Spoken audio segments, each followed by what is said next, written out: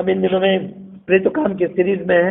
मुझे नहीं मालूम कब तक आगे बढ़ेंगे। बीच में जरूर मैं कुछ चेंज भी करूंगा, कुछ और विषय भी बीच में हम लेंगे ताकि पिता परमेश्वर को महिमा में और हम भी प्रभु परमेश्वर के वचन में और पढ़ते चले जाएं, क्योंकि काफी समय से प्रेरित काम चल रहा है। बहुत अच्छी पुस्तक है।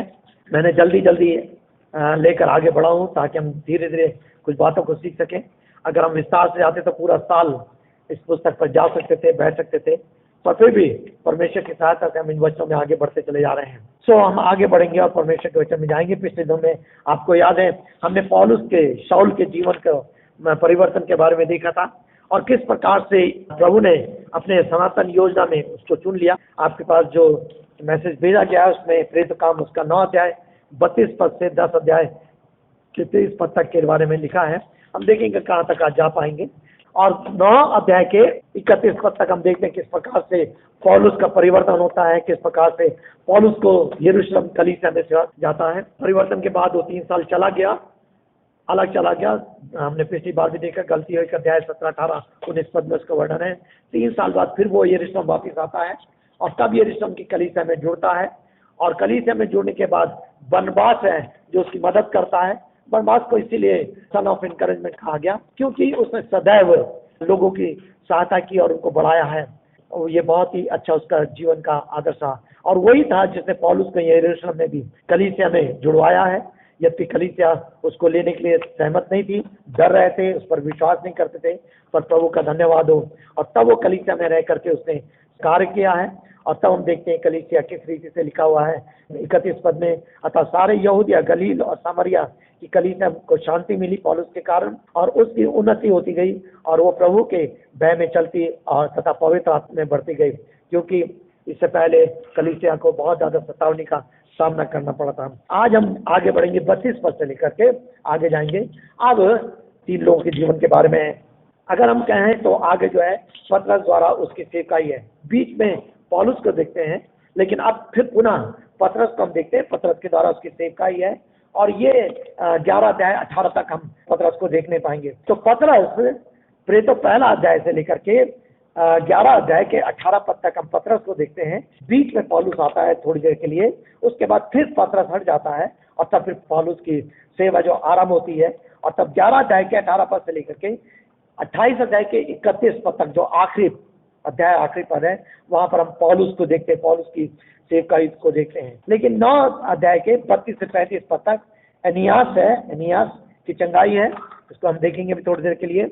और दूसरा है जो 9 अध्याय के 36 पद से लेकर 45 पद तक तबीता का जिलाया जाना है। तबीता के बारे में हम कुछ देखेंगे और फिर उसके बाद 10 अध्याय के 1 पद से लेकर 11 अध्याय के 18 पद तक हम कुरनेलियुस के उसके परिवार को देखते हैं, किस प्रकार से उसके परिवार का परिवर्तन है।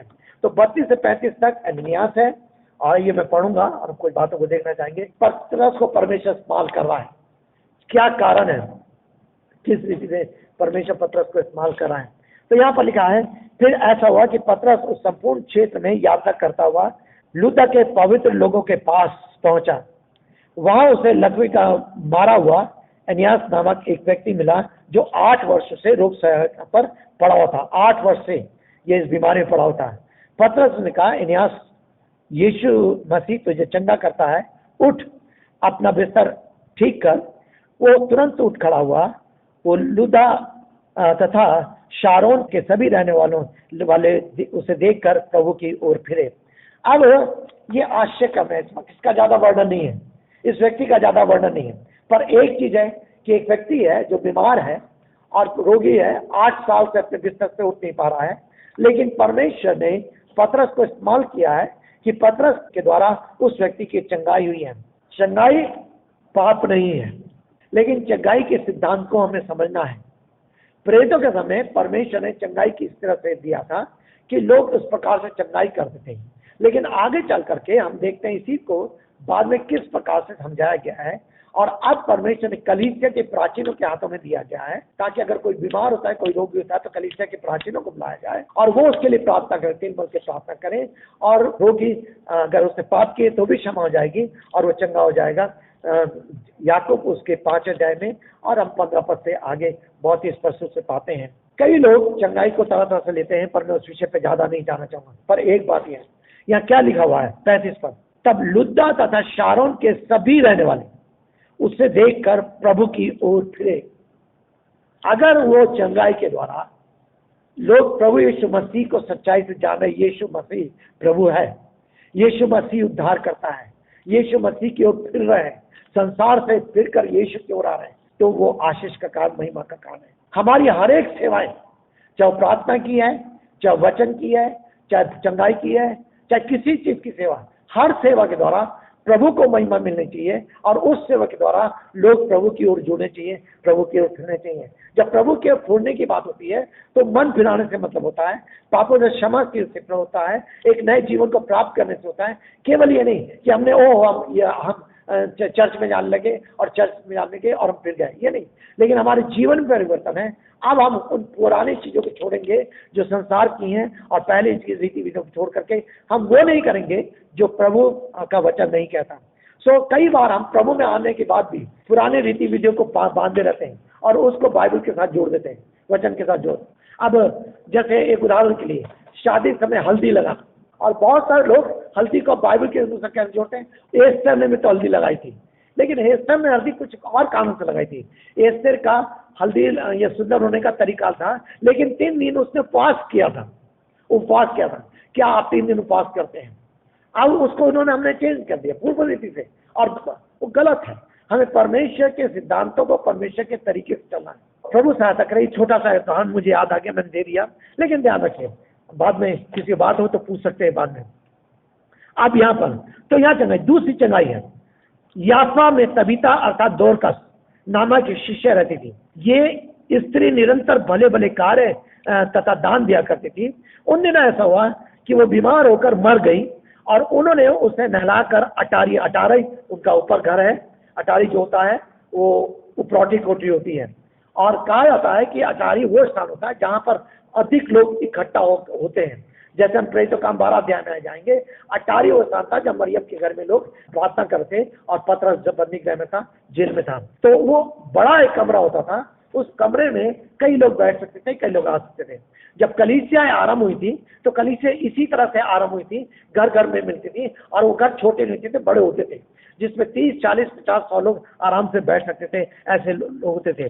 बाद में करीब 300 साल के बाद से फिर ये चर्च बनने का इतिहास आरंभ हुआ है, उसको हम इतिहास में देखते हैं। लेकिन यहाँ पर ऐसा हुआ इसलिए कि लुद्दा, याफा के लुद्दा जगह है और लुद्दा में तबीता है, याफा में पतरस है, लिखा हुआ है। याफा का निकलता, चेलों ने ये सुनकर कि पतरस वहाँ है, याफा में है, 2 मनुष्य को उसके पास यहाँ विनती करके भेजा, हमारे पास आने में देर न कर। लुद्दा और याफा की दूरी बिल्कुल इतनी दूरी थी जैसे सियोन चर्च लखनऊ से सियोन चर्च बाराबंकी, बिल्कुल करीब लगभग 16 किलोमीटर की दूरी, यही दूरी थी। और इतनी दूर पर वो याफा में पतरस था, और पतरस को लोगों ने बुलाया, लोगों ने, क्योंकि उससे पहले लोगों ने देखा था कि पतरस ने प्रार्थना की थी और वो चंगा हो गया था, और इसलिए उनका विश्वास उस सेवक के ऊपर बढ़ता चला जाता, इसलिए उन्होंने बुलाया उसको। और जब वो वहां पर आया तो लिखा हुआ है 2 मनुष्य को भेजा, वो हमारे पास आने में देर न करे। पतरस उनकी बातों को माना, सुना, उठकर चल दिया। जब वो वहां पहुंचा तो उसे अटारी पे ले गए। सब विधवाएं रोती हुई उसके पास आ खड़ी हुई, जो कुर्ते तथा वस्त्र दोरकस उनके साथ रहते हुए बनाया करती थी उसे दिखाने लगी। तब पतरस ने उन सबको बाहर कर दिया और घुटने टेककर प्रार्थना की और शव की ओर मुड़कर कहा, तबीता उठ। उसने अपनी आंखें खोल दी और पतरस को देखकर वो उठ बैठी। उसने अपना हाथ देकर उसे उठाया तथा पवित्र लोगों और विधवाओं को बुलाकर उसे जीवित सौंप दिया। तथा पवित्र लोगों और विधवाओं को, ध्यान दीजिएगा, पवित्र लोग जो वहां पर कलीसिया के लोग थे, विश्वासी लोग थे, जो यीशु मसीह का को मान रहे थे, आराधना करने के थे, वे पवित्र लोग थे। और वहाँ कुछ विधवाएं थी, जिन विधवाओं के साथ रह करके ये तबीता सेवा करती थी, कार्य करती थी। अब हम तबीता के बारे में कुछ देखना चाहेंगे। ये बहुत अच्छा स्थल है कि किस रीति से परमेश्वर ने इस स्त्री को, इस तबीता को जीवित किया। तबीता नाम बहुत अच्छा नाम है, मुझे बहुत पसंद है। अभी भी किसी परिवार में कोई बेटी हुई, उन्होंने मुझसे पूछा तो मैंने उनको ये नाम दोरकस और तबीता बताया है। आज से करीब 40 साल पहले किसी को नाम ये मैंने दिया था, और ये बहुत ही, इसका चरित्र बहुत अच्छा है। यहाँ पर तबीता और दोरकस, इसके बारे में कुछ लिखा हुआ है। ये पहली बात, एक शिष्या थी। सच पूछा जाए तो इसके नाम का जो अर्थ है तबीता दौरकस का, एक और नाम इसका है, और जो नाम जो शब्द है वो गजेली है। गजेली, गजेली को इंग्लिश में गजेली शब्द है, ये दौरकस यूनानी शब्द है और तबीता अरामिक शब्द है। तो वहाँ इस तरह की भाषा बोली जाती थी, इसलिए उस भाषा में एक एक या दो दो नाम अलग अलग रखे जाते थे। दौरकस ग्रीक है, यूनानी है, क्योंकि यूनानी वहाँ पर है, और उसका एक और अर्थ जो था वो गजेली था। गजेली नाम का मतलब होता है हिरणी। हिरणी बहुत ही सुंदर है, और हिरणी के अंदर बहुत सारी विशेषताएं होती हैं, बहुत सारी विशेषताएं होती हैं। विशेषता हिरणी प्यासी, इसीलिए दाऊद कहता है जैसे हिरणी जंगल में जल के लिए प्यासी है, प्रभु मैं तेरे लिए प्यासा हूँ। हिरणी का स्वभाव जल के लिए प्यासा होना है। तबीता का स्वभाव प्रभु यीशु मसीह के लिए परमेश्वर की प्यासी थी। काश प्रभु करे इस तबीता केवल नाम नहीं, लेकिन तबीता के स्वभाव, तबीता के गुण, तबीता के चरित्र की हमारी कलीसिया में बहुत सारी बहनें पाई जाए, बहुत सारी पाई जाए। ये मेरी प्रार्थना, ये मेरी अभिलाषा है। आज की कलीसिया में जितने लोग सुन रहे हैं और जितनी बहनें सुन रही हैं, आज ध्यान दीजिए, क्या ये सच में ये है वो गुण जो तबीता के अंदर था, गजेली, हिरणी, क्या वो यीशु मसीह के लिए, परमेश्वर के लिए आप प्यासे हैं? वो दाऊद कहता है जैसे हिरणी जल के लिए प्यासी है, मैं प्रभु के लिए प्यासा हूँ। कितने सुंदर है। अब ना उसका वो एक शिष्य थी, यीशु मसीह पर उसने विश्वास किया था पूरी से। शिष्य वो है जो यीशु से सीखने के लिए तैयार है, यीशु के चरणों में रहने के तैयार है, यीशु की सेवा करने तैयार है, एक शिष्य। और यहाँ पर वो शिष्य है। सच पूछा जाए बाइबल में बहुत कम महिलाएं हैं जिनको शिष्य का शब्द इस्तेमाल किया गया है। पुरुषों के लिए बहुत इस्तेमाल किया गया है, लेकिन महिलाओं के लिए बहुत कम, महिलाओं के लिए वे विशेष प्रकार के थे। और काश सच में आज कलीसिया में वो बहनें हों जो शिष्य हों, जो यीशु मसीह के चरणों में रह सके, जो यीशु मसीह के साथ संगति कर सके, वचन में बढ़ सके, उनके जीवन में पाया जा सके और कलीसिया की सेवा करने के लिए ललायित हो सके। बहनों के जीवन में बहुत बहनें कलीसिया के लिए आशीष का कारण बन सकती हैं और बहनें कलीसिया के लिए नुकसान का कारण बन सकती हैं। जब बहनें पॉजिटिव स्पिरिट रखती हैं, सकारात्मक बातचीत करती हैं, तो वो कलीसिया को जोड़ती बनाती हैं। जब बहनें नकारात्मक स्पिरिट में रखती हैं तो वो एक दूसरे को तोड़ती हैं, अलग करती हैं। और जब बहनें इकट्ठा होती है, बहुत गंभीर बात है, ध्यान दीजिएगा, वो कलीसिया बहनों के ऊपर बहुत निर्भर रहती है। तो आगे चल के देखेंगे कुछ बातों को जो बहनों के बारे में परमेश्वर का वचन और बताता है। कलीसिया में बहनें कलीसिया को उन्नति की ओर ले आती हैं और कलीसिया में बहनें कलीसिया को पीछे भी हटाती हैं। आपको सोचना है कि आपका जीवन, आपका योगदान, आपकी बातचीत, आपकी शिष्यता कलीसिया को कितना अधिक मजबूत कर रहा है, कितना अधिक आगे बढ़ा रहा है, ये आपको देखना है। ना तो ये वो एक शिष्य थी, वो यीशु मसीह की सेवा करती थी एवं स्वयं साक्षी देती थी। लिखा हुआ किस प्रकार से, और उसके लिए लिखा हुआ है वो स्त्री निरंतर भले भले कार्य, भले भले कार्य की बहुत बड़ी लिस्ट बनाई जा सकती है। क्या भले भले कार्य? कलीसिया में किस प्रकार से दूसरों की सहायता करना है, दूसरों की देखभाल करना है, दूसरों की चिंता करना है, पौनाई करना है, बहुत सारी चीज भले काम करने हैं दूसरों के बातचीत में, प्रार्थना में, सेवा में, है ना। उसका जीवन भलाई और प्रेम के साथ भरा हुआ था। तबीता का जीवन भलाई और प्रेम के साथ। आज कौन सी तबीताएं कलीसिया में पाई जाती हैं?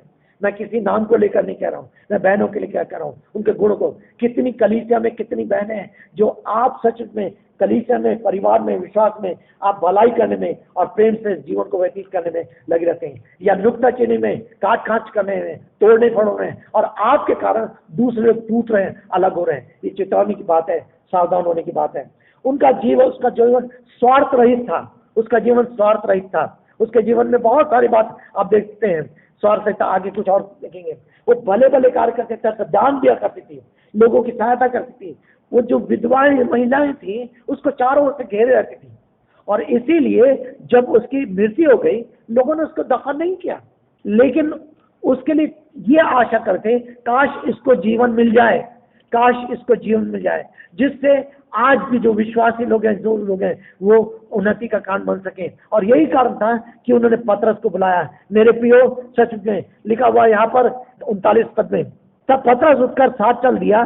तब वहां पहुंचा, सब विधवाएं रोती हुई उसके पास आ खड़ी हुई, और जो कुर्ते तथा वस्त्र दौरकस उनके साथ रहते हुए बनाया करती थी उसे दिखाने लगी। कितना परिश्रमी थी है, कितना उसका हाथ अच्छे कार्य से भरा हुआ था। मुझे याद है जब हमने बाराबंकी चर्च शुरू करा था और बाराबंकी चर्च में हमारे पास उस समय कोई ऐसा सहयोग नहीं था। उस समय किस प्रकार से बहनों ने मेहनत करी थी, बहनों ने कुछ कपड़े बनाए थे। बहुत समय बहनें, बहुत सारी बहनें थी जो आज नहीं है, उन्होंने बहनों ने कपड़े बनाए, अलग अलग तरह की चीजें बनाई। हम लोग सेंटर चलाते थे, सिलाई सेंटर, उसमें कपड़े, और वो कपड़े हम लोगों ने सेल से करके उस चर्च को बनाने के लिए धन जमा करा गया धरा था। आज भी अगर बहनें हमारी कलीसिया में हुनरदार हो जाएं, कुछ कुछ करके करने के तैयार हो जाएं, कलीसियाएं बहुत बढ़ सकती हैं। कलीसिया को दूसरे ऊपर निर्भर नहीं होता, अपने हाथ के कार्यों के द्वारा, सेवा के द्वारा बहुत तरह का योगदान करती है। वो कपड़े बना के शायद गरीबों को बांटती होगी, दूसरों को देखती होगी, कपड़े बना करके वो उससे शायद कलीसिया में लाती होगी, कई तरह से कर, तो क्योंकि बहुत सारी थी वो उस कपड़ों को दिखा रही थी, शायद उसने बनाकर उनको दिए होंगे कि ये कपड़े कविता ने बनाए थे और हमें दिए हैं। क्या मेरे प्रियो, आज हमारी कलीसिया में ऐसे बहनें हैं जो इस प्रकार से अपने जीवन को कलीसिया की सेवा के लिए दे सकें और कलीसिया में लगा सकें। केवल कल चर्च में आकर अटेंड करके चले जाना काफी नहीं है। इन दिनों में जब आप घर में हैं, कौन सी बहन वो कलीसिया के बारे में सोच रही है कि जैसे प्रभु आपको अवसर दे कि आप परमेश्वर के भवन में आए, परमेश्वर के भवन में आप ये करने के तैयार होंगी, या कुछ होगा जिसको आप कलीसिया के लिए लेकर जाएंगे और ताकि आप करेंगे। क्या सोच है, क्या विचार है, क्या तबीता का वो गुण, तबीता का, क्या वो हरनी का स्वभाव आपके जीवन है, क्या परमेश्वर की ललायत है।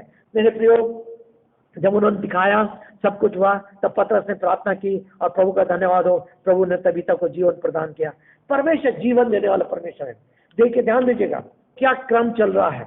पहले प्रभु यीशु मसीह ने पौलुस को जीवन प्रदान किया, वो आत्मिक जीवन था, वो भी मृतक था, वो अपने आप को जीवित समझा था लेकिन मृतक था, और वह आत्मिक जीवन प्रदान करके, दर्शन प्रदान करके उसको तैयार करके अपनी सेवा के लिए उठाता है। दूसरा, एक झोले का माला है जो 8 वर्षों से लकवे का माला इस तरह से पड़ा हुआ है। मेरे प्रियो, कितनी बार हमारा जीवन एक लकवे के मारे के समान होता है, लेकिन हमें जीवन की जरूरत है। परमेश्वर जीवन देने वाला परमेश्वर है, वो प्रार्थना में सहमत है। परमेश्वर मुझे और आपको जीवन देने वाला परमेश्वर है, और परमेश्वर फिर तबीता को जीवन दिया। जीवन देना, हम देखते हैं परमेश्वर किस प्रकार से अपनी कलीसिया को मजबूत कर रहा है, बढ़ा रहा है, लोगों को जीवन प्रदान कर रहा है, आत्मिक जीवन दे रहा है, शारीरिक जीवन दे रहा है, और पिता परमेश्वर उनके सारे झोलेपन को दूर करके अपनी महिमा के लिए उनको कर रहा है। लोग उनके द्वारा प्रभु में आ रहे हैं, ये सब कुछ हो रहा है।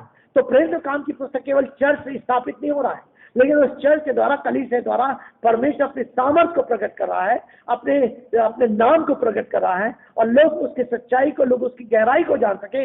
आखिर परमेश्वर कैसा परमेश्वर है? परमेश्वर सार्वभौमिक परमेश्वर है, परमेश्वर सर्व अधिकारी परमेश्वर है, और परमेश्वर कलीसिया में प्रत्येक अलग अलग प्रकार से लोगों को जोड़ता है। ये ऐसा परमेश्वर है, उसकी सनातन योजना अद्भुत है। और तब वो देखते हैं कि किस रीति से 41 पद में लिखा हुआ है, उसने अपना हाथ देकर उसको उठाया। पतरस ने अपना हाथ देकर उठाया। ये सच है, पतरस ने सबको बाहर निकाला। प्रभु यीशु मसीह ने भी लोगों को बाहर निकाल दिया था जब वो प्रार्थना करने के लिए आए थे। हम मसीह में पाते हैं, मरकुस में भी है, मरकुस 5 अध्याय में अगर देखेंगे वहां पर भी है, अधिकारी की बेटी, वहां पर अधिकारी की। कारण क्या था? ताकि लोग उस कमरे में इकट्ठा होकर व्यर्थ बातें ना करें और प्रार्थना के काम में बाधक ना हो। कलीसिया में जब भी कभी कई बार ऐसा होता है, कोई दुष्ट आत्मा अटैक करती है, अवश्य ये अच्छा है कि उस समय कलीसिया से उसको बाहर ले जाया जाए। लोग उसी समय वहां प्रार्थना कर रहे हैं, नहीं, कलीसिया कर रहे हैं। कलीसिया में वचन की सेवा हो रही है, आराधना हो रहा है, होने दीजिए, लेकिन उस शख्स को, उस जन को, चाहे स्त्री हो, चाहे पुरुष हो, चाहे बच्चा हो, चाहे बड़ा, उसको बाहर ले जाइए, अलग प्रार्थना कीजिए, ताकि दूसरे लोग उसके कारण बाधित न हो। ये परमेश्वर के कलीसिया के वचन का सिद्धांत है, तरीका है, और हम कलीसिया में इसी प्रकार से करते भी हैं। तो यहाँ पर हम बातों को देखते हैं। तब उसके बाद 42 पद में ये बात पूरे याफा में फैल गई और बहुत उन्हें प्रभु पर विश्वास किया। देखिए, हर बार हम एक ही बात को देख रहे हैं, विश्वास लोग, हमारी सेवाओं के द्वारा लोग विश्वास करें, लोग प्रभु के ऊपर परमेश्वर को महिमा मिले। हमारी सेवा के द्वारा, चाहे वो सुसमाचार की सेवा हो, चाहे वो विजिटिंग की सेवा हो, हम विजिट करते हैं, काय के लिए विजिट करते हैं? लोगों को अपनी ओर खींचने के लिए, अपनी ओर। नहीं, प्रभु को महिमा मिलनी चाहिए, प्रभु का वचन आदर पाना चाहिए, प्रभु का नाम आदर पाना चाहिए, प्रभु का नाम। अगर हम अपनी विजिटिंग के द्वारा लोगों को तोड़ते तो वो पाप है, वो कलीसिया को जाड़ना है। और कितने लोग इस प्रकार से आज कर रहे हैं, कितने लोग इस प्रकार से कर रहे हैं? हमें सावधान रहना है, हमें सावधान रहना है। परमेश्वर के वचन प्रेरितों काम की पुस्तक वो सिद्धांतिक पुस्तक है जिसमें कलीसिया की बढ़ोतरी का सारे सिद्धांत सिखाए गए, सिखाए गए हैं। जीवनों के द्वारा हम सीखते हैं, कार्य के द्वारा हम सीखते हैं, परिश्रम के द्वारा सीखते हैं, और हमें परमेश्वर के वचन को गहराई से समझना है। ये लिखा हुआ है। अब 43 बहुत इंपॉर्टेंट पद है। 43 पद में लिखा हुआ है, और पतरस याफा के चमड़े का धंधा करने वाले शमान नामक एक व्यक्ति के साथ बहुत दिन तक रहा। ध्यान दीजिएगा, पतरस यहूदियों के बीच में सेवा कर रहा है। अब यहां से एक और परिस्थिति है। अब परमेश्वर किस प्रकार से आश्चर्य कम कर रहा है, तब जितने भी प्रेरित काम में देखेंगे आप एक ही चीज देखेंगे, सुसमाचार की सामर्थ प्राप्त करी है, और सामर्थ कार्यक्रम में अब सुसमाचार जीवनों को परिवर्तित कर रहा है और कलीसिया की ओर ले जा रहा है। ठीक है, तो यहाँ पर ये चमड़ा का धंधा करने वाला, उस समय ये लोगों को अशुद्ध माना जाता था या छोटा माना जाता था, और हर एक जन चमड़ा के धंधा करने वालों के साथ बैठना उतना भी पसंद नहीं करते थे उस समय। लेकिन एक यहूदी व्यक्ति वहां पर रह रहा है, उसके पास रह रहा है, नहीं मानो। अब पतरस के साथ परमेश्वर क्या करने जा रहा है, लेकिन अभी पतरस को कुछ और सीखना है, पतरस को कुछ और सीखना है। और पर यहाँ पर रह करके पतरस सुसमाचार का प्रचार कर रहा है, लोगों को शिक्षा दे रहा है, लोगों को प्रभु के बारे में बता रहा है, सब कुछ है। 10 अध्याय में एक और परिवर्तन की बात देखते हैं। हम कोशिश करेंगे जहां तक हम आज जा पाएंगे हम जाएंगे, लेकिन क्यों है 3 मुख्य बातें, ये सब कुछ है। क्यों परमेश्वर ने पतरस के द्वारा ये कार्य होने दिए, ये चंगाई का कार्य होने दिया, चाहे वो तबीता को जिलाना है, चाहे अन्यास को ठीक करना है, कुछ भी काम करना है। क्यों? पहली बात, परमेश्वर की उपस्थिति एवं सामर्थ्य के उसके साथ है। पहली चीज ये स्वीकृति थी, ये एक्सेप्टेंस था, ये स्वीकार, लोग इस बात को जान सके, पहचान सके, स्वीकार कर सके, एक्सेप्ट कर सके कि परमेश्वर का हाथ पतरस के जीवन और उसकी सेवा में है। इसलिए क्योंकि अब कुछ समय बाद पतरस को यरूशलेम से बाहर सेवा करनी है, यरूशलेम से बाहर सेवा करनी है, और इसलिए अगर उसके लोग इस बात को ना जाने कि पतरस के ऊपर परमेश्वर का हाथ है, परमेश्वर का सामर्थ्य है, उसकी सेवा बाहर ग्रहण नहीं हो सकती। और इस बात को जानना और समझना बहुत जरूरी है। सेवा में परमेश्वर का हाथ होना बहुत जरूरी है। आज बहुत सारे लोग बहुत आसानी से चर्च शुरू करना चाहते हैं और कर लेते हैं, लेकिन कब क्या है, कितने भाइयों को, कितने जनों को देखता हूं मैं, परमेश्वर का हाथ उनके ऊपर नहीं आता।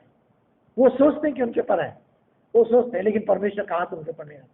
और इसलिए हमें परमेश्वर के साथ अपने आप को दीन और नम करते हुए उसके अधीनता में डालना है। दूसरी बात, सेवा उस क्षेत्र में जहां अब अन्य जाति थी, अब सेवा क्षेत्र में बढ़ेगी। अभी यहूदियों के बदले यरूशलेम के आसपास है, अब परमेश्वर का सुसमाचार बाहर जा रहा है, इसके बाद बाहर जाएगा। क्यों? परमेश्वर ने कहा था जब पवित्र आत्मा आएगा तुम सामर्थ पाओगे, और यरूशलेम, सामरिया और यहूदिया और दुनिया के छोर छोर तक मेरे गवाह होगे। तो यरूशलेम में परमेश्वर का वचन पहुंचा, सामरिया में परमेश्वर का वचन पहुंचा, अब इसके बाद अन्य जाति के बीच में पहुंच रहा, फिर बाहर पहुंचेगा, उसको हम देखते हैं।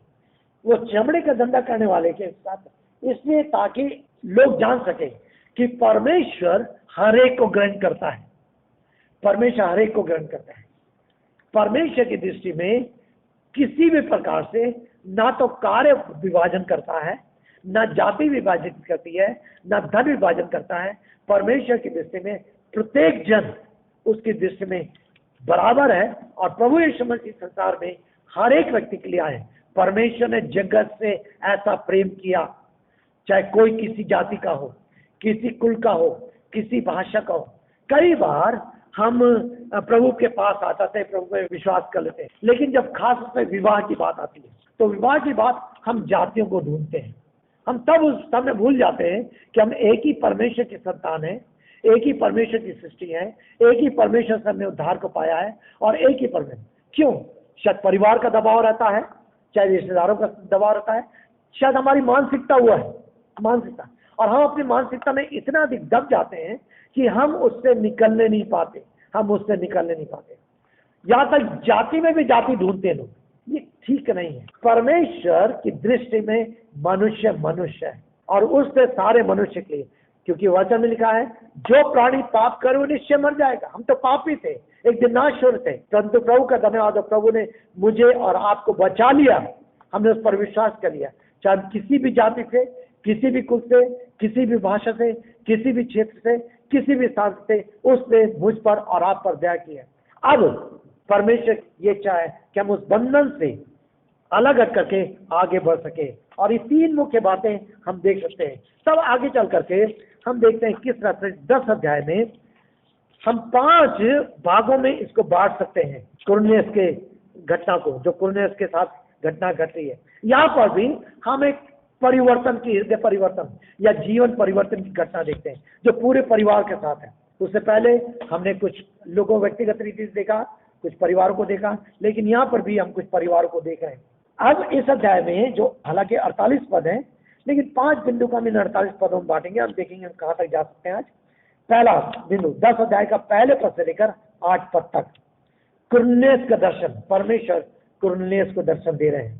पहले पद से लेकर 8 पद तक 10 अध्याय के कुरनेस का दर्शन। 10 अध्याय के 9 पद से लेकर 16 पद तक पतरस का दर्शन। प्रभु इधर कुरनेस को दर्शन दे रहे हैं, इधर पतरस को दर्शन दे रहे हैं। हम देखेंगे क्यों। तीसरा 10 अध्याय के 17 पद से लेकर 23 पद तक संदेश वाहक का आना। संदेश वाहक, मैसेंजर, जो संदेश लेकर जाता है किस प्रकार से पतरस के पास, और पतरस से कैसे बातचीत करता है, उसको हम देखेंगे। 10 अध्याय के 23 पद से लेकर के 43 पद तक अन्य जातियों का आना। अब किस प्रकार से अन्य जाति, जो अन्य जाति हैं, किस प्रकार से और कैसे परमेश्वर अपने वचन को वहां तक पहुंचाता है। तब 10 अध्याय के 44 पद से 48 पद पवित्र आत्मा का वरदान। इसको जब हम देखेंगे थोड़ा मैं विस्तार से इस पे जाऊंगा, क्योंकि ये तीसरा स्थल होगा जो पवित्र आत्मा के ले जाने के संबंध में है। जब हम आगे बढ़ते हैं, लूका द्वारा पुनः इस हृदय के जीवन के परिवर्तन के वाली घटना का वर्णन बहुत ही अनिवार्य था। अब भौगोलिक दृष्टि से ये सुसमाचार यहूदियों सामरियों से आगे बढ़कर अन्य जाति तक पहुंच रहा था। यही कारण है लूका अन्य जातियों के मन में सुसमाचार एवं विवाद का वर्णन इस 10, 11 अध्याय और 15 पद में करता है। जहां पर अन्य जाति के बीच में सुसमाचार पहुंचता है, क्या विवाद होते हैं, क्या वार्तालाप होते हैं, क्या कुछ होता है, उन चीजों का वर्णन लूका इन 3 अध्याय में बहुत ही विस्तार के साथ करता है। लेकिन आइए हम क्रम से इन घटनाओं पर विचार करना चाहेंगे। जो पहली घटना है, पहले स्थल 10 अध्याय के 1 पद से लेकर 8 पद तक कुरनेस का दर्शन। परमेश्वर कैसे कुरनेस को और उसके परिवार को दर्शन देता है। थोड़ा कुरनेस के बारे में जाने। लिखा है कुरनेस के बारे में, कैसरिया में कुरनेस नामक एक व्यक्ति था। वो उस सैन्य दल का सूबेदार था जो इतावली कहलाता था। वो भक्त था, ध्यान दीजिएगा, वो भक्त था तथा अपने सारे घराने समेत परमेश्वर का भय मानता था। अन्य जाति पृष्ठभूमि से है।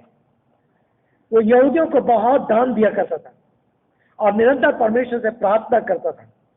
दिन के 3 बजे के लगभग उसने दर्शन में स्पष्ट रूप से देखा। एक स्वर्गदूत ने उसके पास भीतर आकर उससे कहा, अभी कुरनेस अन्य जाति पृष्ठभूमि से है, लेकिन ये यहूदियों के परमेश्वर अर्थात यहोवा परमेश्वर, अर्थात अब इस समय यहोवा नाम नहीं है, अब इस समय यीशु है। यीशु से वो बहुत ही अधिक प्रभावित था। वो सुन रहा था, उसने बार बार उन कार्यों की चर्चा सुनी थी, सुसमाचार सुना था, और धीरे धीरे अब वो प्रभु यीशु मसीह की निकटता में आना लगा था, परमेश्वर को जानने लगा था। इसलिए वो आकर्षित था। अभी तक पूरा परिवर्तन नहीं हुआ है, लोग इतना उसके बारे में जानते नहीं है, लेकिन उसके जीवन की एक इच्छा ये है कि वो परमेश्वर के पीछे चलना चाहता है, परमेश्वर को जानना चाहता है, और चाहता है कि उसका पूरा परिवार प्रभु यीशु मसीह को जाने और उसके पीछे चल। ये उसके मन की अभिलाषा है। मेरे प्रिय भाई बहनों, यदि आप में से कोई भी है जो सच्चाई के साथ प्रभु यीशु मसीह को खोज रहा है, आप निश्चय जानिए प्रभु अपने आप को आपके ऊपर प्रकट करेंगे और आप जानेंगे यीशु मसीह सच्चा परमेश्वर है। और आज कितने ऐसे लोग हैं जिन्होंने इच्छा प्रकट की या खोज की परमेश्वर को जानने के लिए, परमेश्वर ने अपने आप को उनके ऊपर प्रकट किया। यही स्थिति इस कुरनेस की भी है, और उसी कारण लिखा हुआ है वो घराना कैसा, वो भक्त था, घराने समेत परमेश्वर का भय मानता था। यद्यपि इतना अधिक उसको ज्ञान नहीं था, लेकिन जो कुछ वो सुन रहा था उसके अनुसार वो जीवन व्यतीत करना चाहता था जिसमें वो परमेश्वर के भय के साथ जीवन व्यतीत। यहूदियों को बहुत दान देता, वो जानता था कि यहूदियों का परमेश्वर, क्योंकि बहुत सारे लोग यहूदी प्रभु यीशु मसीह के पास आ रहे हैं। अब वो यहूदी आराधनालय में जाता था, लेकिन उस समय भी अलग अलग स्थानों पे एक मुख्य आराधनालय होता था जो यरूशलेम में था, लेकिन अलग अलग स्थानों में भी उनके छोटे छोटे आराधनालय होते थे और लोग उस आराधनालय में जाया करते थे और दिन में 3 बार वो उन लोग प्रार्थना करा करते थे वो नियम के अनुसार, जो हम भजन संहिता उसके 55 अध्याय में देखते हैं, पुराने नियम में और दानियल में भी देखते हैं उसको। अब समय नहीं कि हम उसमें जाए, लेकिन अगर पुराने नियम में आप जाएंगे तो आप देखेंगे भजन संहिता 55 और दानियल उसका 6 अध्याय में हम इस बात को देखते हैं कि 3 बार दानियल भी प्रार्थना करता था और दाऊद भी 3 बार परमेश्वर के सामने जाता था। ना उसके बाद ना के लिए, लेकिन वो परमेश्वर से निरंतर प्रार्थना करता था और उसके लिए शब्द लिखा हुआ है वो धर्मी था। आगे चल करके हम देखते हैं उसके बारे में, वो धर्मी था। ये जीवन उसको परमेश्वर के सच्चे खोज के अभिलाषा दिखाता है। और परमेश्वर ने जान लिया कि एक व्यक्ति है जिसके अंदर ये सारी चीज बातें हैं, लेकिन उसको सच्चे सुसमाचार को जाना है। तो कैसे उसको सुसमाचार तक पहुंचाया जाए? अन्य जाति है, लोग उसके पास जाना नहीं चाहेंगे, लोग उसके पास पहुंचना चाहेंगे। अभी तक सुसमाचार यहूदियों के बीच में सामने पर वहां पर पहुंचा नहीं है, अब कैसे आगे बढ़ेगा? तब परमेश्वर क्या करता है? 10 अध्याय के 4 पद, जब स्वर्गदूत का उसके पास आया, भीतर आकर उससे कहा, कुरनेलियुस, 4 पद में एकदम कुरनेलियुस चौंक गया, ध्यानपूर्वक का देखा ये कौन है, भयभीत भी हुआ और कहा, हे प्रभु क्या है? उसका संबंध मत देखे। तो स्वर्गदूत कौन खड़ा है, कौन है, कैसी आवाज है? लेकिन उसके शब्द से निकला, प्रभु क्या है? उसने उत्तर दिया, तेरी प्रार्थना और तेरे दान स्मृति के रूप में परमेश्वर के सम्मुख पहुंचे हैं। अब कुछ व्यक्तियों को याफा भेजकर शमान नामक एक व्यक्ति को, जो पतरस भी कहलाता है, बुलवा ले। वो चमड़े का धंधा करने वाले शमान नामक किसी व्यक्ति का अतिथि है जिसका घर समुद्र के पास है। 2 शमान है, एक शमान पतरस है जिसके पतरस के नाम से शमान करा क्या, एक शमान जो चमड़े का धंधा करने वाला है। दोनों अलग अलग व्यक्ति हैं। जब स्वर्गदूत जिससे उससे बातें की थी चला गया, तब उसने अपने 2 सेवकों और निरंतर अपने समीप रहने वाले भक्त सैनिकों में से एक को बुलाया और उन्हें सारी बातें समझाकर याफा भेजा। अब एक उन्होंने एक लिखा हुआ है, आगे चल करके नामक व्यक्ति था, वो सैन्य दल का सूबेदार था। हम पहले भी देखते हैं प्रभु यीशु मसीह ने सूबेदार की बेटी को चंगाई दी। सूबेदार ने अपनी बेटी के चंगाई के लिए यीशु के पास भेजा लोगों को। जब लोग उसके पास गए, लड़की चंगी हो गई, तब उसके बाद एकदम से उसने कहा, यीशु को मेरे घर आने की जरूरत नहीं है, और तब उस रीति से तोड़ दिया अधिकार। और इन सूबेदार के अंदर 100 सैनिक रहते थे। 100 सैनिक का ये शासक होता था और 100 सैनिक उसके अंदर रहते थे जिसका वो संचालन करता था और जो इसकी आज्ञा का पालन करते थे। तो ये भक्त भी है, ये धनी व्यक्ति भी है, ये अधिकारी भी है, ये सम्मानित भी है। तो ऐसा वैसा नहीं है, ऐसा केवल अन्य जाति केवल नहीं, लेकिन इसका पद है, इसके पास स्थान है, इसका नाम है, इसके काम अच्छे हैं और इसके पास धन भी है और कई नौकर उसके नीचे हैं जो उसकी आज्ञा का पालन करते हैं, और इसलिए वो उनके पास भेजता है। क्या हुआ है दर्शन में? स्वर्गदूत ने क्या कहा? स्वर्गदूत ने कहा, ठीक है, जो तू प्रार्थना करा तेरी प्रार्थना सुन ली गई है। संभवतः परमेश्वर जानता है सब कुछ। इसकी प्रार्थना ये होगी, परमेश्वर मैं तुझे और जाना चाहता हूँ, प्रभु मैं तुझे और जाना चाहता हूँ, मुझे और सिखा दे, मुझे और दिखा दे, मुझे और बता दे। मेरे प्रिय दाऊद की यही भी प्रार्थना है। दाऊद भजन संहिता में बार बार, भजन संहिता 119 में, परमेश्वर से मुझे अपने मार्ग पे चला, मुझे दिखा, मुझे सिखा, मुझे समझा। क्या ये आज हमारी प्रार्थना है? प्रभु मैं आपको और अधिक जानना चाहता हूँ। ठीक है, आज से 10 साल पहले, 15 साल पहले, 5 साल पहले या 20 साल पहले प्रभु आपको मैंने अपना प्रभु उद्धारकर्ता ग्रहण किया था, लेकिन मैं आज और भी अधिक आपको देखना चाहता हूँ, मैं और अधिक आपको जानना चाहता हूँ। क्या ये आपके पास अभिलाषा है?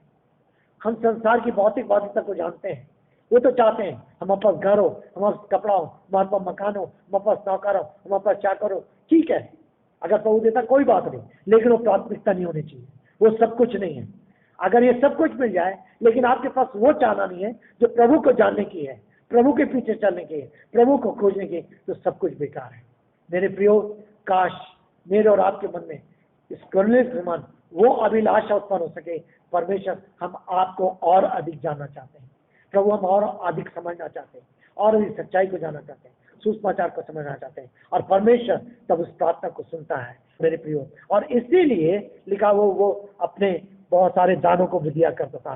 मैं दान के बारे में ज्यादा नहीं बोलूंगा, क्योंकि देना के बारे में बोलना सबसे ज्यादा लोगों को दुख का कारण बनता है। लेकिन ये आपके और मेरे और आपके और परमेश्वर के बीच में है, और परमेश्वर जानता है हम उसके द्वारा कितना आदर करते हैं एक दूसरे परमेश्वर का। आगे चल करके तो वो कहता है, तब 9 पद से लेकर के 16 पद तक अब परमेश्वर क्या काम कर रहा है। अब परमेश्वर इधर कर्नेलियुस को तैयार कर रहा है, इधर पतरस को तैयार कर रहा है। परमेश्वर अपने राज के सुसमाचार को फैलाने के लिए सब कुछ को अपने नियंत्रण में रखे हुए है। सार्वभौमिक परमेश्वर है, सर्वज्ञानी परमेश्वर है, सर्व समर्थी परमेश्वर है, सर्व अधिकारी परमेश्वर है। और वो सब कुछ को, चाहे कुरनेलियुस उसका परिवार हो, उसका जीवन हो, उसका वो परमेश्वर के नियंत्रण में, पतरस भी परमेश्वर के नियंत्रण में। पतरस का स्वभाव है, पतरस का चरित्र है, पतरस की निर्बलताएं हैं, पतरस का गुण है, परमेश्वर कैसे उसको नियंत्रित करके उस कार्य को कर रहा है। लिखा हुआ दूसरे दिन जब चलते चलते नगर के पास पहुंचने पर थे, उसी समय दोपहर के लगभग पतरस प्रार्थना करने के लिए छत पर गया।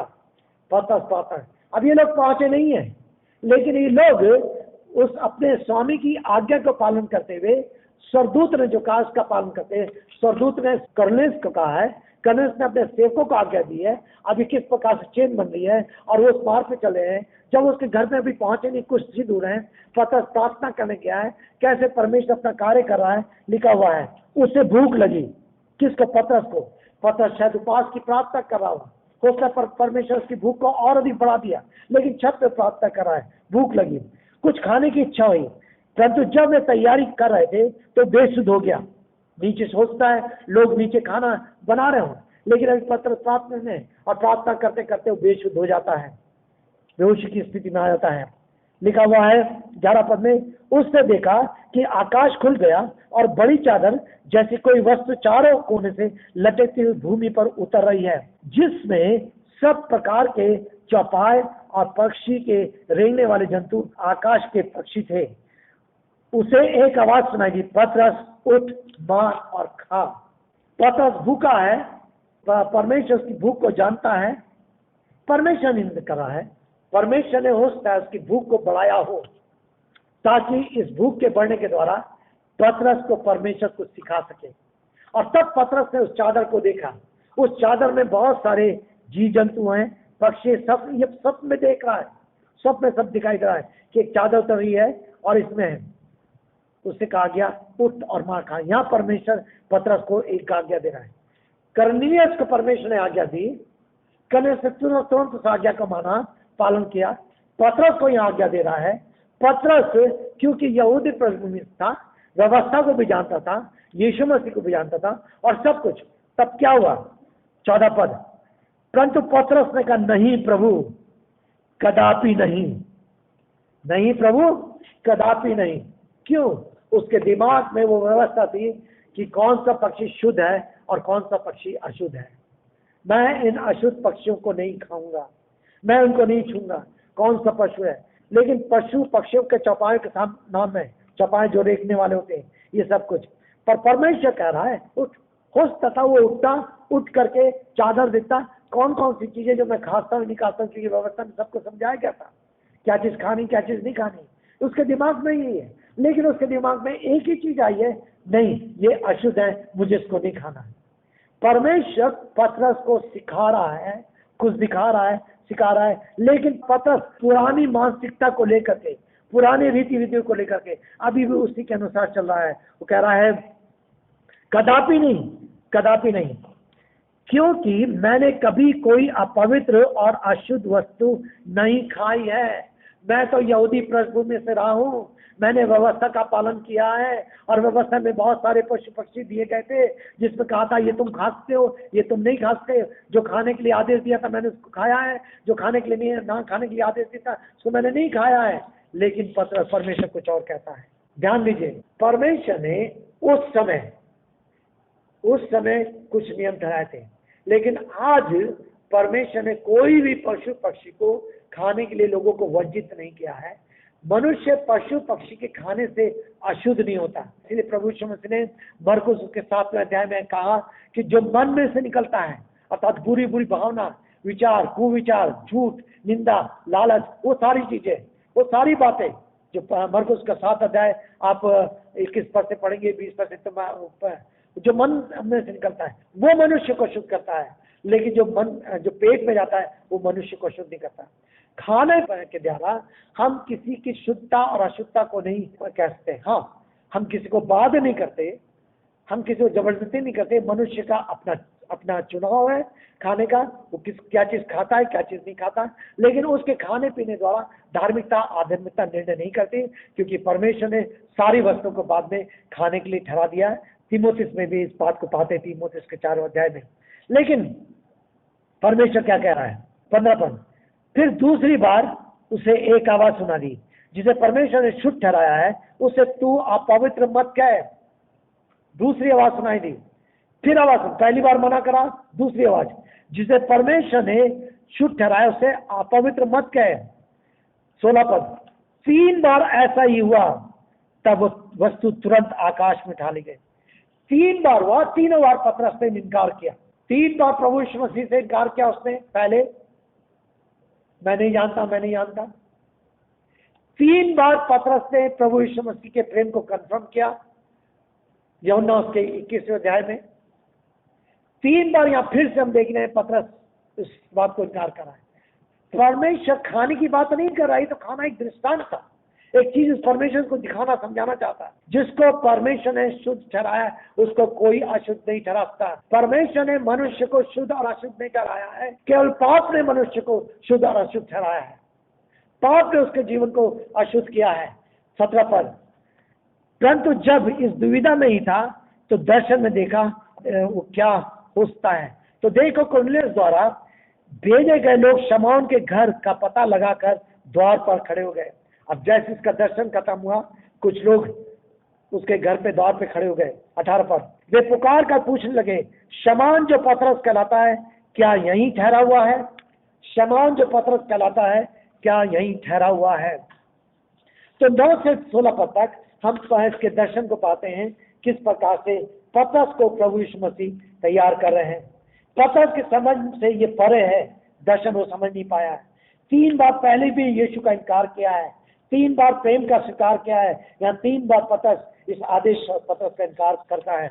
लेकिन परमेश्वर किस प्रकार से पतरस को अब तैयार करता है, क्या हुआ? 17 पद से लेकर 23 पद तक तीसरा भाग संदेश वहां का आना, शायद हम यहीं तक देख करके समाप्त करेंगे आज। 17 पद से 23 तक। पतरस जब इस दुविधा में ही था तो देखो दर्शन देख रहा था। पतरस दर्शन पर सोच विचार कर रहा था कि आत्मा ने उससे कहा, देख 3 मनुष्य तुझे ढूंढ रहे हैं, अब उठ और नीचे जा और निसंकोच उनके साथ चला जा, क्योंकि स्वयं मैंने ही उन्हें भेजा है। पतरस को परमेश्वर ने दर्शन दे दिया, जिसको मैंने शुद्ध ठहराया है तो उसको अशुद्ध मत ठहरा, और जब लोग तेरे पास आए हैं तो तू उनके साथ चला जा। क्यों? पतरस परमेश्वर की दृष्टि में, कुरनेलियुस उसका परिवार एक खोजी है और उसके लिए वो महत्वपूर्ण है। मेरे प्रियो, परमेश्वर सच में अपने खोजने वालों की चिंता करता है, और इसलिए अवश्य है कि हम इस बात को समझ सकें और लोगों की कीमत को जानने पाए। 21 पद, तब पतरस ने नीचे जाकर उन लोगों से कहा, देखो जिसे तुम ढूंढ रहे हो मैं वही हूं, तुम क्यों आए हो? उन्होंने कहा, कुरनेलियुस सूबेदार जो धर्मी है। पहली बात हम पहले देख चुके हैं, परमेश्वर का भय मानता है और सारी यहूदी जाति में सम्मानित है। यहूदी इतनी अन्य जाति है, लेकिन यहूदी जाति भी उसको सम्मान की दृष्टि से देखती है, सम्मानित है। उसने एक पवित्र स्वर्गदूत से यह निर्देश पाया कि तुझे अपने घर बुलाकर तुझसे वचन सुने। ये उद्देश्य है, तुझसे वचन सुने। जब खोजा, परमेश्वर को चाह रहा था, परमेश्वर ने फिलिपुस को तैयार किया, फिलिपुस को उसके रथ पे भेजा ताकि फिलिपुस जाकर के खोजे को वचन सुनाए। परमेश्वर के पवित्र आत्मा का कार्य, परमेश्वर के पवित्र आत्मा की सामर्थ लोगों को इस योग्य बनाती है कि वे लोग खोजियों को और जो परमेश्वर को जानना चाहते हैं उनको परमेश्वर के वचन को पहुंचा सके। मेरे प्रियो, यदि मैंने और आपने प्रभु यीशु मसीह को अपना प्रभु और उद्धारकर्ता स्वीकार किया है, जीवन को पाया है, तो सबसे बड़ी मेरे और आपकी जिम्मेदारी है कहीं ना कहीं रीति से, किसी न किसी प्रकार से हम परमेश्वर के वचन को दूसरों को सुना सकें। गांव में, देहातों में, परिवारों में, मित्रों में, सहयोगी में हम कहीं ना कहीं सुना सकें। और लिखा हुआ है, इसलिए उन्होंने निर्देश पाया है। ये पतरस की जिम्मेदारी थी कि पतरस जा करके प्रभु यीशु मसीह के वचन को कुरनेलियुस और उसके पूरे परिवार को स्पष्टता के साथ समझाए, ताकि कुरनेलियुस प्रभु यीशु मसीह को जाने, विश्वास करे और उसका पूरा घराना उद्धार को प्राप्त कर सके, और एक अन्य जाति परिवार भी अब यहूदियों के समान एक हो सके। ध्यान दीजिएगा, पहले यहूदी थे, फिर सामरी थे, अब अन्य जाति है।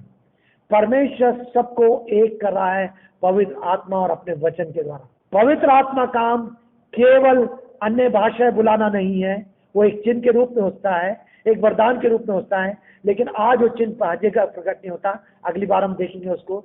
लेकिन सबसे बढ़कर कार्य है पवित्र आत्मा का काम सारे विभाजन को दूर करके परमेश्वर के राज में एक करना है, और सबसे बढ़कर के परमेश्वर के वचन के द्वारा, सुसमाचार के द्वारा लोगों को उद्धार में प्रवेश कराना है, लोगों को उसके राज में प्रवेश, ये सब कुछ मैंने।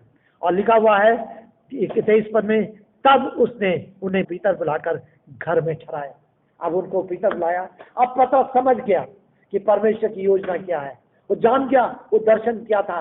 मैं तो मना कर रहा था, लेकिन परमेश्वर की योजना है कि मैं जा करके कुरनेलियुस को जा करके सुसमाचार सुनाऊं और कुरनेलियुस परमेश्वर के वचन पर विश्वास कर सके।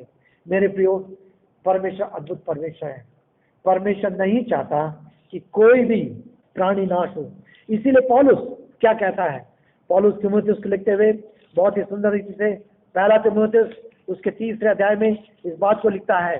वो कहता है हमारे देश के लिए प्रार्थना करने के लिए, लोगों के लिए प्रार्थना करने के लिए कहता है हम अपने देश के लिए प्रार्थना करें, विशेष रूप से राजाओं के लिए, शासकों के लिए, पदाधिकारियों के लिए क्या करें, जिससे कि हम चैन और शांति सहित पूर्ण भक्ति तथा गंभीरता के साथ जीवन व्यतीत करें। ये हमारे उद्धारकर्ता परमेश्वर की दृष्टि में भला और ग्रहणीय हो, जो ये चाहता है कि सब लोग उद्धार प्राप्त करें और सत्य को जानें। क्योंकि परमेश्वर एक ही है और परमेश्वर तथा मनुष्य के बीच में एक ही मध्यस्थ है, अर्थात मसीह यीशु जो मनुष्य है, अर्थात अपने आप को सबकी फिरौती के दाम में दे दिया और इस साक्षी उच्च सम्मति की। परमेश्वर चाहता है सबको उद्धार प्राप्त हो। मेरे प्रियो, परमेश्वर कुरनेलियुस को भी चाहता था कि वो उद्धार प्राप्त करे और उसके द्वारा फिर अन्य जाति के और लोग सुसमाचार को सुन सकें और वे भी विश्वास कर सकें। सो आज अंतिम में क्या सच में मेरे और आपके अंदर ये इच्छा है कि मेरे और आपके द्वारा अन्य जाति लोग प्रभु में आ सके।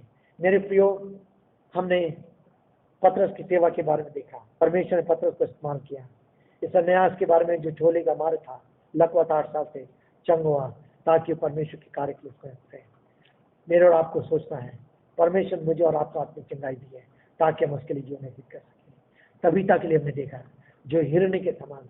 क्या सच में आज हमारी बहनें कलीसिया में है? क्या प्रार्थना करेंगे परमेश्वर हमारी कलीसिया में ऐसी बहनों को उत्पन्न करें, ऐसी बहनों को दें, ऐसी बहनों को खड़ा करें जो एक समर्पित हों और सच में दौरकस और तबीता और हिरण्य के समान, गजेली, जैसे मैंने कहा गजेली जिसका कहा गया है, उसके समान भूखी और प्यासी हो और परमेश्वर की खोज करके परमेश्वर को महिमा कर सके। काश मैं और आप पतरस के समान जागृत होकर दर्शन को प्राप्त कर सके और सुसमाचार को लोगों तक पहुंचा सके।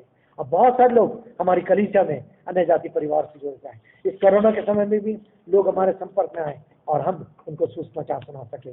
बाकी हम आगे वाले संडे में करेंगे। आइए हम प्रार्थना करेंगे।